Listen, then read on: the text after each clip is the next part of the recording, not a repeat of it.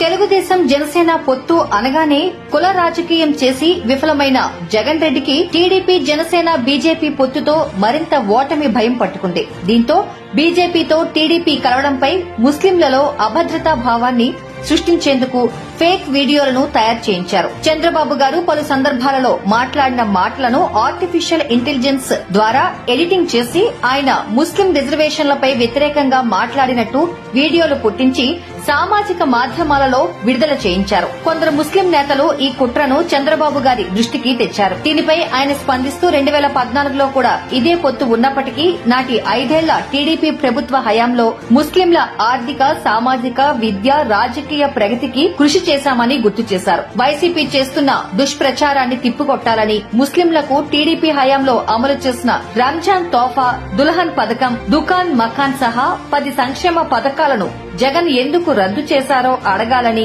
ముస్లింలకు సూచించారు. ముస్లింలకు పూర్తి భరోసా కల్పిస్తామని టీడీపీ అధినేత చంద్రబాబు స్పష్టం చేశారు.